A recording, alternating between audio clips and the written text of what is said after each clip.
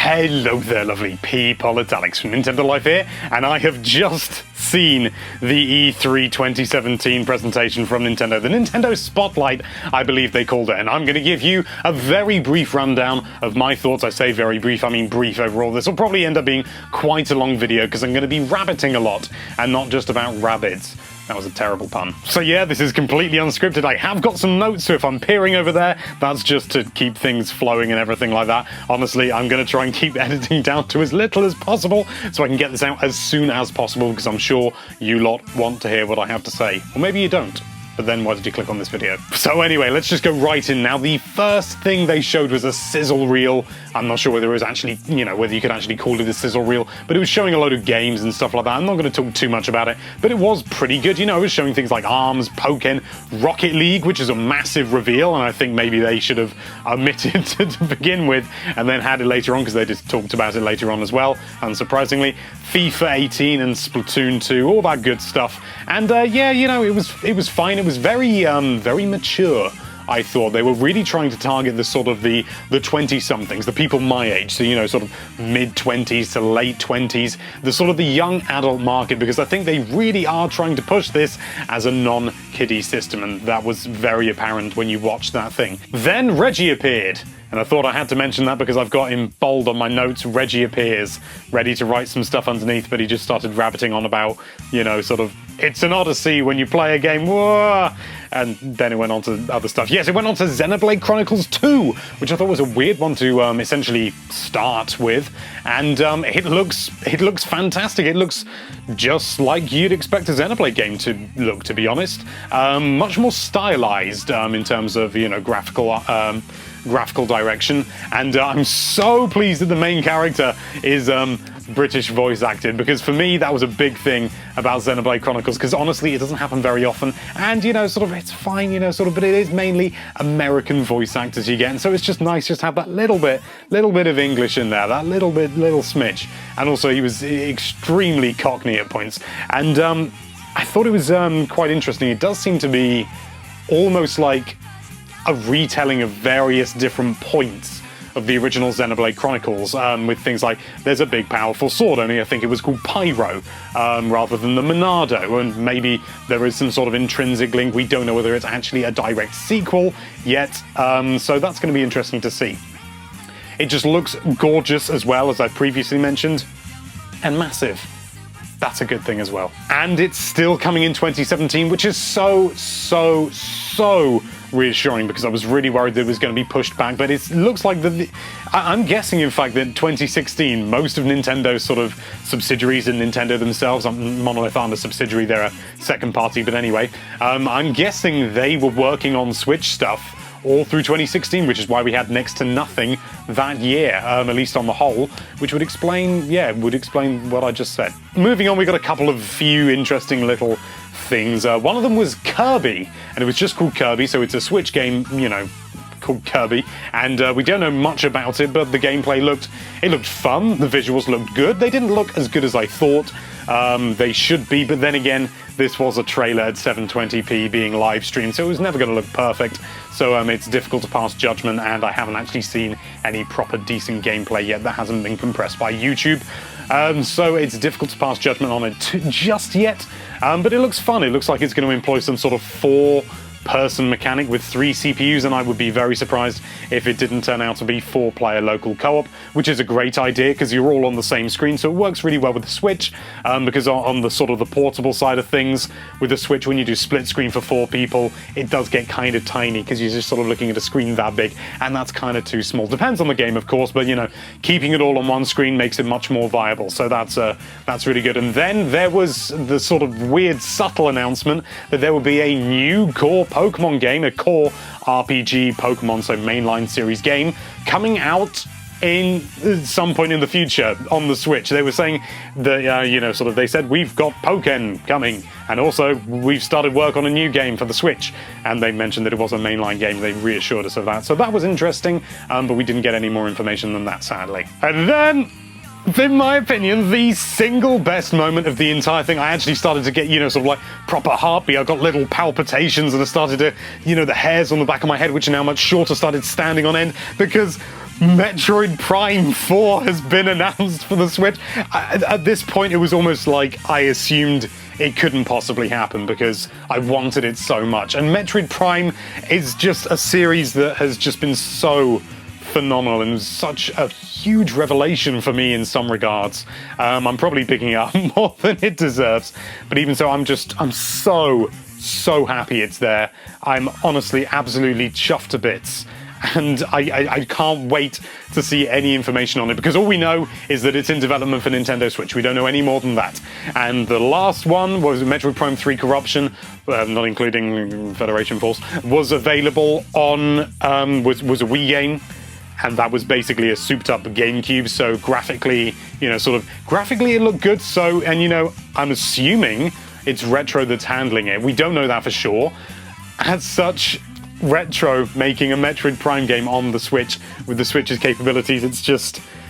Oh, it's a little bit much for me to handle. I'm going total fanboy at the moment. I don't usually get this excited, but my god, Metroid Prime 4 on the Nintendo Switch, it's just everything. It makes up for anything else that the presentation could have thrown at me, but overall the presentation was good. I'm not saying it was bad, but if it was overall bad, I don't care. That would have made it up for me. Honestly, Metroid Prime 4, give me some more information. Did it say it was coming 2018? I got so excited I don't think I even checked. And relax, let's move on to something a little bit more, well, still exciting, but for different reasons. There is a new Yoshi game coming in. It looks like it's going to be roughly in the same sort of style as Woolly World. It doesn't look like the entire world is made out of yarn, but it does look like almost like sort of child sort of artwork, sort of handmade children's stuff. And so there's sort of lots of crayons everywhere and cardboard. And they sort of showed off a new mechanic where by ground pounding you actually flip around to the other side of the world, or the world sort of pivots, if you like. So you can see things you couldn't see before. Looks like it also may have sort of a pseudo 3D movement system. It's very difficult to know with the little that we saw and the rapid notes that I was just tapping away trying to make. It looks really good. The visual style is gorgeous. Yoshi looks like he's finally got fingers, which he didn't have in Woolly World. He just had little nubs for arms. So now he's got fingers, and it looked like there was co-op as well, because there were two Yoshi running around. Is it Yoshi or Yoshi's plural? I'm going to say Yoshi's. Yeah, the handmade aesthetic, that's all the notes I took. But yeah, it looks good. It's coming out in 2018. We don't know any more than that, but it does look like they are riffing off the Woolly World vibe, which was so well received, and for good reason. It was a gorgeous game, and if they can make it look even better on the Switch, go for it. After that, we saw the first proper glimpse we got of Fire Emblem Warriors. Now, I'm not a huge sort of fan of the Warriors series. I mean, and that makes it sound like I don't like it. That's not true. I'm just not, it doesn't excite me in the same way as other games. I love Fire Emblem, although I really haven't played enough of it, to be honest. And yeah, it looked good, but, sort of, in my experience, Warriors games tend to be very similar throughout. This didn't really sort of give me much else. There wasn't even a lot of real gameplay. I'm not even sure there was any gameplay at all, actually, now I think about it. There must have been a little bit sprinkled in, but it was generally cutscenes sort of showing off the story, which is important because that's, sort of how Fire Emblem primarily, how it really stands up, because the combat is fantastic, but it is the story that really sticks out. So it's good that they're focusing on that, which they didn't really do with Hyrule Warriors. But what isn't surprising, I should say, is that this game, camera just cut out. What I was saying, I hope, is that like Hyrule Warriors, this has the same sort of world crossover thing where you get all the different Fire Emblem people and they all come into one world and they're like, I fight for my friends. Which makes an awful lot of sense because obviously, they need to push that kind of, the idea in order to try and get all the Fire Emblem characters in order to sort of try and make it make sense to a degree. So yeah, that seems sensible, but we didn't really see much. There was, a subtle hint of the plot overall, but it wasn't especially in-depth. There's some, the two main characters who are new, totally unique to this series, their mother died, sort of, it all looked fairly safe. I was hoping for a little bit more meat in there, so, sort of, well, it just looked like a Warriors game with Fire Emblem characters. I don't know what else I expected. But I'm cautiously optimistic. I'm just, I'm assuming we'll see some more in the Treehouse Lovely stuff, which I should probably be watching right now, because they said that there might be some more reveals. But then we got another look at the Zelda DLC packs for Breath of the Wild. The Zelda DLC packs, that makes it sound like it's for a different game. Anyway, the Breath of the Wild DLC packs, and primarily DLC pack number 1, but we did get a little glimpse of DLC pack number 2, which was nice. I'm not going to talk about this too long because we already know most about it. It's called the Master Trials, which I don't think we knew before. We just knew it as DLC pack 1, although I could be wrong about that. We got to look at the cave, no, the Trial of the Sword, sorry. It was originally called like a Cave of Trials style thing. Trial of the Sword, yep.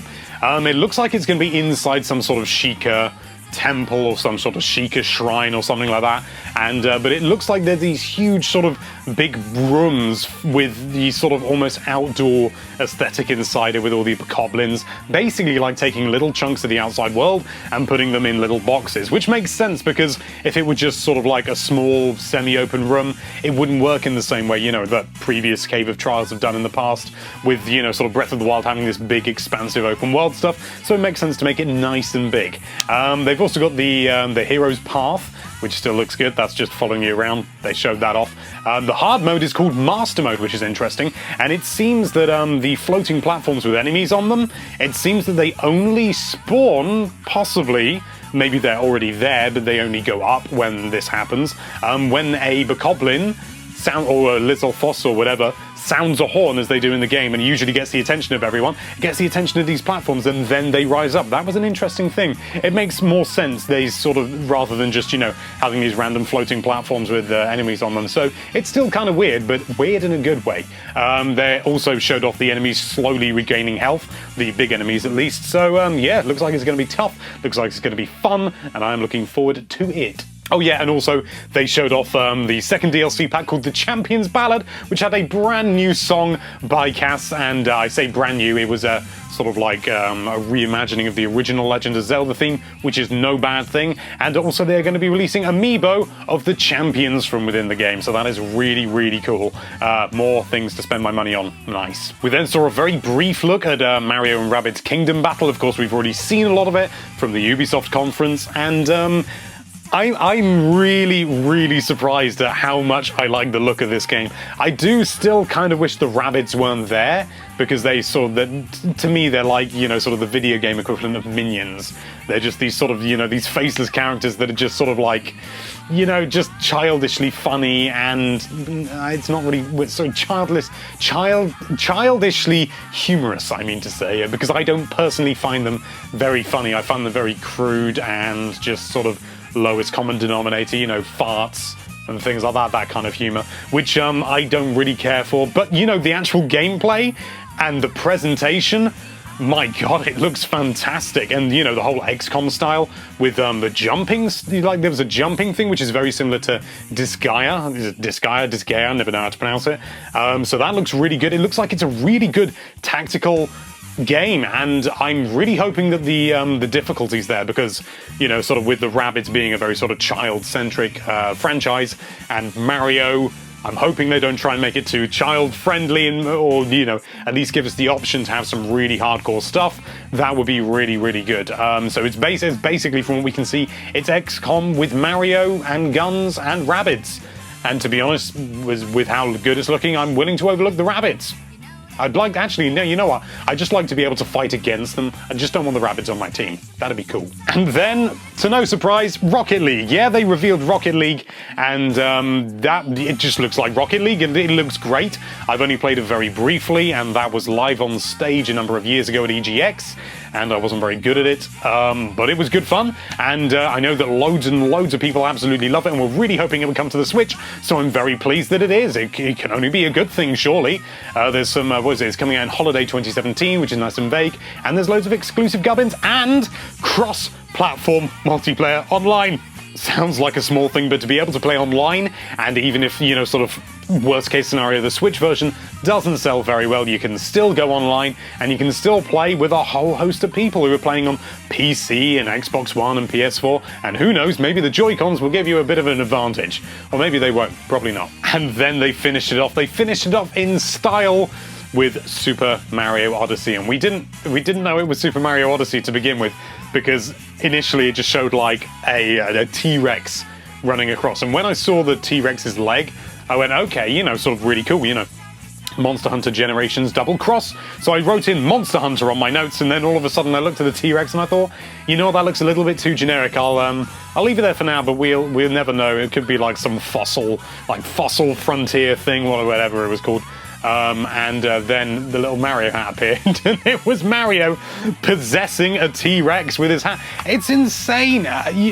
They showed off so much interesting stuff. There were new worlds, like a monochrome world. There were new hats, including like a sort of like a white top hat, which was a Boo hat, I think, which I'm sure has some sort of, you know, interesting effects. There was a sombrero as well. There were 2D moments where, much like in A Link Between Worlds, Mario was sort of squished into a wall and he was jumping around like the original Super Mario Bros, which was really cool. What else was there? I've got to move my notes, excuse me. The Mario possessing enemies, which I mentioned before. Enemies and also the T-Rex and loads of things, including like sentry bots and stuff like that, possessing so many different things. And honestly, it looks like a really interesting mechanic. It's not anything groundbreaking and out of this world for gaming in general, you know, possessing enemies, but in a Mario game, I never would have predicted that, honestly. And he was possessing bullet bills, the whole shebang. He was possessing it.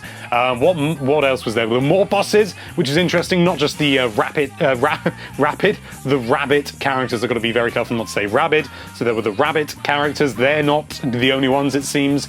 Or maybe there was something that I was looking at that was being controlled by them. I don't know, but all I know is that, you know, there's more to it than that. Green moons. There was a big thing with green moons spinning around, which were originally 3-up, I think, in a Super Mario World. No, they weren't green, they were yellow.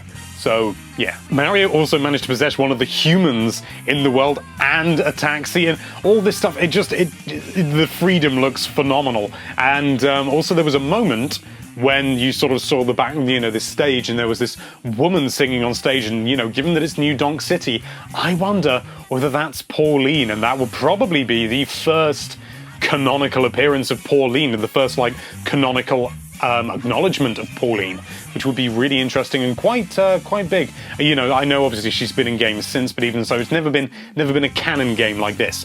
And yeah, it just honestly, it looks every bit as good as I thought it was going to be, and then some. It just looks so refined. They're introducing so many different and new ideas, and they've just completely blown their load on this. And honestly, I think we could be looking at one of the best Mario games in a very, very long time.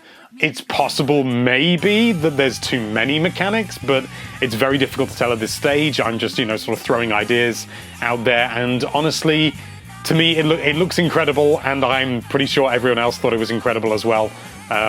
I'm still more excited about Metroid Prime 4, though, because I'm an absolute sucker for the Metroid Prime series. Nevertheless, Odyssey looks like it's going to knock everyone's socks off. It's going to appeal to the younger audience. It's going to appeal to the older audience. And just, it looks fantastic. It's got this beautifully refined gameplay from the look of it. It's going in a very interesting direction for Mario. Honestly, I can't see how they could fail this. And it's coming out on the 27th of October this year, which is a hell of a lot earlier than I think anyone ever expected it to be. They originally said it was holiday, so people thought it was going to be Christmas. But then again, I suppose October gives them a bit of time, you know, to get into the market before the Christmas rush, so maybe there'd be less stock issues, or fewer stock issues, I should say. Overall, yeah, it was just great. The Mario Odyssey stuff was fantastic. All in all, I have to say that I really liked it. It wasn't the strongest E3 I think I've ever seen, just simply because it felt a little bit light in terms of the number of games being shown and only being 25 minutes. So that was a shame. There were a few things that I really wanted to see that weren't there, but honestly, just Metroid Prime 4, that just made it for me. So overall, yeah, good. Very good, in fact. I would even go so far as to say great. Not perfect, but great. Whoa, well, that was a video and a half, wasn't it? I've had to restart the camera a number of times because I can only record 10 minutes at a time, which is stupid. I need a better camera for this kind of thing. But anyway, what did you think about E3? from Nintendo, but the spotlight thing, the thing I just talked about, you know, that thing. What did you think of it? Let us know your thoughts down there in the comments. Thank you so much for watching. If you like this video, then why don't you absolutely lose it over that subscribe button, Prime 4, and be sure to check out NintendoLife.com for all sorts of lovely Nintendo-related content. Thank you again for watching. Bye-bye. Jump with me, grab coins with me, oh yeah! It's time to jump up in the air, jump up, jump. Metroid Prime 4!